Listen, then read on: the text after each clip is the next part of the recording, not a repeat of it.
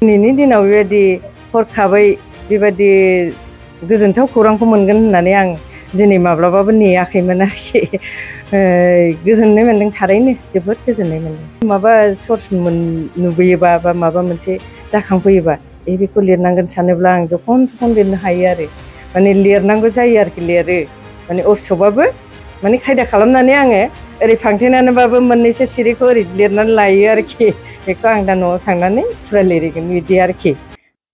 थारैनो फोसावनायखौ खोनानानै आंबो गोजोनदोंआनो। सिमां हामां माने दिनैनि दिनाव बेबायदि हरखाबै बेबायदि गोजोनथाव खौरांखौ मोनगोन होननानै आं दिनै माब्लाबाबो नेयाखैमोन आरोखि। गोजोननाय मोनदों, थारैनो जोबोद गोजोननाय मोनदों। नोंथांनि बिजाबनि सोमोन्दै एसे फोरमायनो हागोन नामा? नोंथाङा जाय बिजाबनि थाखाय बे बान्थाखौ मोननो हादों। दिनै बे बान्था फोसावजानाय बिजाबा गथ'सा खन्थाइ बिजाब। बेखौ बड' पाब्लिकेसन बर्ड बर' साहित्य सभाया दिहुननानै होनायमोन 2019 मायथाइयाव। बियो गथ'सा खन्थाइ बिजाब। बे बिजाबाव गासै 80 खन्थाइ दङ, गासैबो गथ'फोरनि मुङैनो लिरनाय। दा लाकिलि सायख'जानायानो जाहैबाय बिजिरगिरिफोरा माबा मोनसे नुदों खोमा, बेखायनो सायख'बाय। माब्लानिफ्राय नोंथाङा बेफोरबायदि साहित्यनि खामानि बा लिरनाय खामानियाव आखाइ होदोंमोन? थुनलाइयावथ' आं ओरैनो 1982 मायथाइफोरनिफ्रायनो आं एफा एनै थिथि थाथा लिरबोदोंमोन।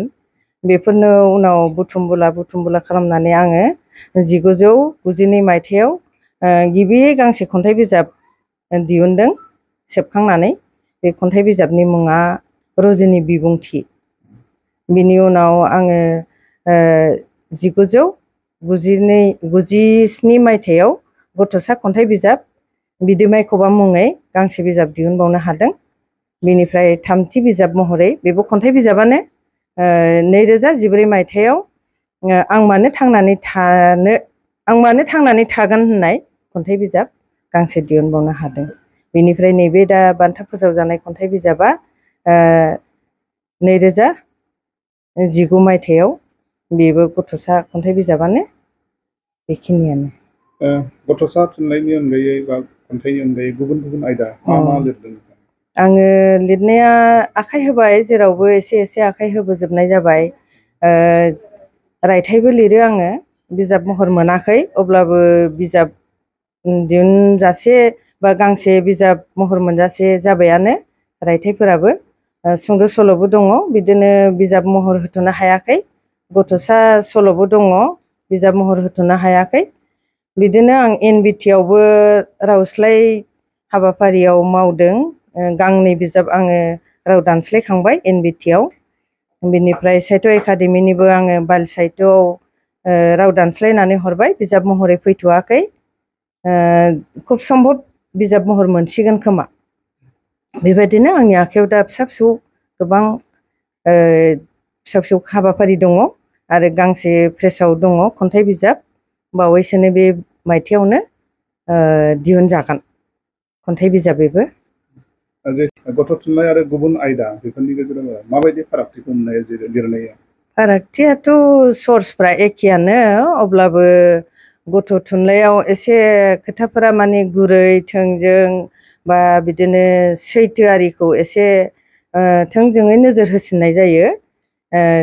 गेदेरफोरनि थुनलाइयाव बा साधारन थुनलाइयाव जेरैबादि खेंख्रा खेंख्रि बाहायनानै बा इनडाइरेक्ट खोथा बाहायनानै जेरै फोरमायो, बिनि सोलाय गथ'फोरनि थुनलाइ सोरजिनायाव गुरैयै बा सैथोयै बा माबा मोनसे पजिटिभ दाजाबथायारि मेसेज होनो नाजानाय बांसिन जायो आरो। नोंथाङा बेफोरबायदि बैसोआव जिहेतु बे बान्थाखौ दिनै मोननो हादों, बे नोंथांनि जाफुंनायाव सोर सोरखौ मदद दं होननानै सानो? बे बिथिङाव आङो गिबियावनो गेदेमा थुनलाइगिरिफोरखौ आं गिबियै मान बावगोन। बिनि बादै न'खरनि गासै हेफाजाबगिरिफोर, आंनि बोराइ, बिदिनो थुनलाइगिरिफोर, थैनानै थांनाय जोंनि सोरगोआरि मानगोनां ब्रजेन्द्र सार, बिनिफ्राय आइजो हिसाबै आं गिबियावनो लोगो मोनदों आब' अनजु, जायखौ जों अनजु होननानै गाबज्रियो, अनजुलि बसुमतारी। बिथांनि बिजाबखौ नुनानैनो जोङो स्कुल लाइफआवनो माने फरायसा समावनो जोङो लिरनो बिराद माने थुलुंगा मोनदोंमोन आरोखि, बे खोथाखौ रायखांनांगोन। बेफोरबायदिनो गोबां गोजाम थुनलाइगिरिफोरनि बिजाबफोरखौ नुनानै, गोदोनि गोजाम आइजोफोरनि लिरबिदांफोरखौ नुनानै जोंबो आइजो हिसाबै लिरनो गोसो जायो आरो। बेफोरबायदि बान्था मोनगोनखौ नोंथाङा सिगाङावनो हमनो हाखादोंमोन नामा? बान्था मोननो थाखाय आंनि थाखाय माने आंहा माने सोरबा बादियाबो मोननो हायोबा आंनि लिरनायाबो मालाबाफोर सानसे सायख'जागोन खोमा नंस्लुंनाय मोनसे गोसोआव दंबाय थाखायोमोन आरोखि।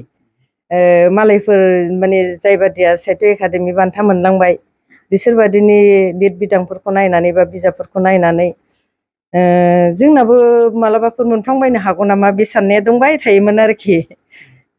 जा हक गोजोनबाय, दिनै माबा मोनसे नुनानै बिजिरगिरिफ्रा आंखौ बे बान्थानि थाखाय जग्यता हिसाबै साननानै सायख'बाय। बिनि थाखाय गासै थुनलाइगिरिनिसिमबो आंनि साबायखर बावनायखौ आं फोरमायो। गथ' थुनलाइ हिसाबै गांबेसे जाखो बिजाब महरै?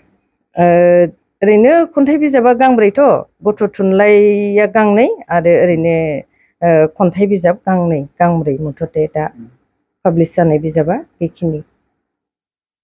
नोंथाङा मा खामानि मावो आथिखालाव? आथिखालाव आङो जिउ राहा हिसाबै गभर्नमेन्ट साख्रि मावो, डिस्ट्रिक्ट कनजुमार डिसपुट्स रेड्रेसेल कमिसन क'क्राझाराव।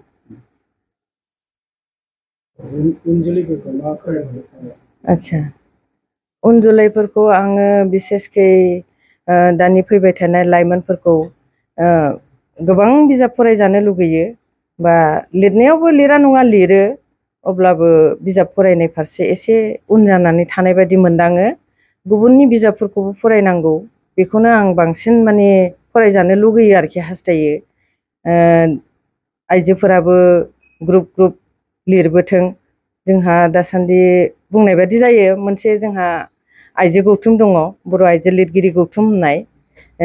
बुंनो थाङोबा बर' आइजो लिरगिरि गौथुमा बे खेथ्रआव, बे बिथिङाव एसे हेफाजाब होदों होननानै आं सानो। जिहेथु आइजोफोरा लिरनायाव एसे गोसो होनायसो नुसिनदों आङो। आरोबाव गोसो होबावनो थाखाय आङो आंनि गोसोनिफ्राय खावलायनाय फोरमायो। गुबुन रावारि थुनलाइ माने हिन्दीनिफ्राय आं बे बाल साहित्यखौ द्वितीय खन्ड पार्ट 2 खौ आङो हिन्दीनिफ्राय बर' राव सोलायनानै हरबाय साहित्य एकाडेमियाव। बिनिफ्राय बे NBTनि जिथु गांनै बिजाब, बियो गिबिथारा इंलिसमोन, बिनिफ्राय आङो राव दानस्लायनाया एसामिसनिफ्राय दानस्लायदों बर'आव। फैबाय थानाय समाव बे थुनलाइ सोरजिखौ लानानै नोंथांनि मावनाया माबायदि जालांगोन? मावनाया आंनि खाथियाव, आंनि मोखाङाव जा बिबान गोग्लैयो, आं बेफोरखौ मावलांनो थियारि। आथिखालाव आं दा गौथुमावनो दङ, बर' आइजो लिरगिरि गौथुमनि नेहाथारि जानानै दङ। आफादगिरिया आब' अनजुलि बसुमतारी। दा जों गौथुमखौ लानानै माने थुनलाइखौ सिबिलांनो नाजायो आरो मा। मोनसे सोंलु बावलांदों, जिहेतु नोंथाङा जिहेतु खन्थाइ लिरो, माबायदि समखौ साबसिन मोनो खन्थाइ लिरनो थाखाय? खन्थाइ लिरनो थाखाय आंनि थाखाय बिदि थिखानाय समानो गैया। माने माबा मोनसे सर्स नुबोयोबा, बा माबा मोनसे जाखांफैयोबा, बेखौ लिरनांगोन सानोब्ला आं जखन थखन लिरनो हायो आरो। माने लिरनांगौ जायो आरोखि, लिरो माने अपसबाबो माने खायदा खालामनानै आङो ओरै फांथेनानैबाबो मोननैसो सिरिखौ ओरै लिरनानै लायो आरोखि। बेखौ आं दा न'आव थांनानै फुरा लिरहैगोन बिदि आरोखि। माने समा बांसिन आं हरखौनो फसायो आरोखि। मालायफोर जाखांनानै उन्दुबाय, बे समाव आं बांसिन सायख'यो आरोखि जेखि लिरा आं बे हर समखौ फ्राय 11टानिफ्राय 1:30 2टासिमखौ आङो बाहायो आरोखि बे समखौ। गोजोनथाव खौरां क'क्राझार सहरनि जेडि र'डजों नांजाबनाय गोजोनपुरी रयेल एनफिल्ड श'रुमनि गोजौआव थानाय सेन्ट्रेल भारत सेबक समाजजों गनायथि होजानाय आइ-आफा बिएम इनस्टिट्युट अफ पेरामेडिक्सआ नोंथांमोननो लानानै फैदों देहा जोथोन लाखिनायनि माखासे आयदा। लोगोसे 2024-25 मायथाइनि मुं थिसननाया सोलिगासिनो दं आरो फैगौ जोबथा जुन दानसिम मुं थिसननाया सोलिबाय थागोन। 12 एबा HS नि उथ्रिसारनाय बिजाथि एबा फरायसाफोरा बे पेरामेडिक्सआव गावारि सोलोंथाइखौ लानो हागोन। क'क्राझार सहरनि गोजोनपुरी एबा गांजेमा बाजारजों नांजाबनाय आइ-आफा बिएम इनस्टिट्युट अफ पेरामेडिक्सआ नोंथांमोननि थाखाय गोदान मुं थिसननाय आयदाफोरा जाबाय medical laboratory technology, first aid patient care and assistant nursing, OT technician, ICU technician, radiology technician. बेफोर कर्सखौ 2 बोसोरनि गेजेरावनो आबुं खालामनानै BSS जों गनायथि होजानाय डिप्ल'माखौ लानो हागोन।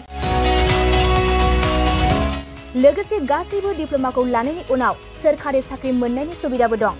जुदि नोंथांमोना बेफोर कर्सनि थाखाय गोदानै मुं थिसननो गोसो दंब्ला आइ-आफा बिएम इनस्टिट्युट अफ पेरामेडिक्सनि 9395 899391 एबा 9821 663110 मबाइल नम्बराव थोंजों सुलाद लाहरनो हागोन।